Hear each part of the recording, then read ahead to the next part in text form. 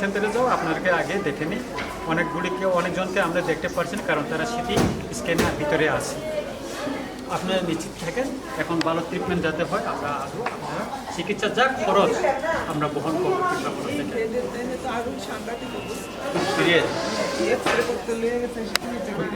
কোথায় নিয়েছে? City স্ক্যানে X-ray করার জন্য না? ওনাকেও বলে দেবে নাকি আমরা আসছি, আমরা হেল্প করবোই। কেননা মহারাজ আমাদেরকে বার্তা দিয়েছে, আমরা এই কথা বলতে হবে, আমরা হেল্প করবো। সমস্ত ট্রিটমেন্টের ব্যাপারে আমরা হেল্প করে খরচাটা দেবে।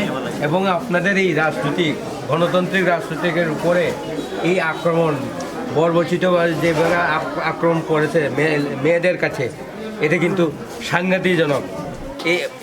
এটা কিন্তু অ্যাকচুয়ালি গণতান্ত্রিকভাবে এইভাবে অত্যাচার করতে পারে না, আপনাদের উপরে যা করেছে আর কি।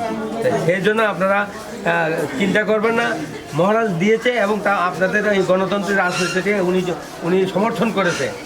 এরপরে আপনাদের যা খরচা হবে মহারাজ বহন করবে। এটা আমাদের কাছে বলে একটু আগে আমাদেরকে বলে দিয়েছে যে গিয়ে দেখুন তারা কতজন আছে, কতজন উইন্ডেড হয়েছে, এই কথাই বললো। কেমন? আপনি চিকিৎসা নেন, চিন্তা করবেন না, আমরা আছি। আপনাদের প্রতি আমাদের সমর্থন আছে।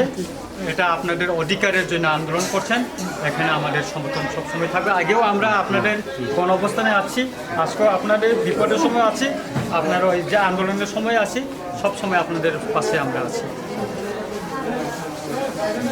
10,323 জন শিক্ষকদের উপর পুলিশের যে বর্বরচিত যে আক্রমণটা, আমরা এটাকে তীব্র ভাষায় নিন্দা জানাচ্ছি। তীব্রমতা থেকে মহারাজা আমাদেরকে নির্দেশ দিয়েছেন যারা আজকে ইনজুর্ড হয়েছে তাদেরকে দেখার জন্য, এবং তাদের আন্দোলনের প্রতি তীব্রমতার সমর্থন রয়েছে এবং মহারাজার সমর্থন রয়েছে। মহারাজা বলেছেন যারা আজকে ইনজুর্ড হয়েছে তাদের চিকিৎসার যে সমস্ত খরচ মহারাজা বহন করবেন, এবং তাদের আন্দোলনের প্রতি মহারাজের সমর্থন আছেন।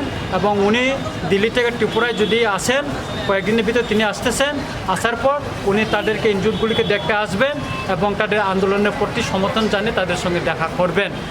আমরা আশা করি এই গণতান্ত্রিক আন্দোলন, তাদের শিক্ষকদের যে গণতান্ত্রিক আন্দোলন, এটা তাদের অধিকার, এটা সাংবিধানিক অধিকার, ন্যায্য অধিকার, এবং তারা বেঁচে থাকার জন্য অধিকার। এবং এই অমানবিক এই নির্যাতনের প্রতি আমরা আবারও তীব্র নিন্দা এবং ধিক্কার জানাচ্ছি। টোটাল কতজন ইনজুর হয়েছে? আমরা শুনেছি, আমরা প্রাথমিকভাবে বিভিন্ন শিক্ষকদের কাছ থেকে শুনেছি 44 জন ইনজুর্ড হয়েছে, এবং আমরা নিজের শ্বশুরকে 6 জন সিরিয়াস ইনজুর্ড আমরা দেখেছি। আরও ইনজুর্ড আসতেছেন, অনেকে সিটি স্ক্যান করার জন্য ভিতরে আছেন, সবাইকে আমরা দেখতে পারছি না। এই যে যারা ইনজুর্ড হয়েছে, আমরা আবার আসবো।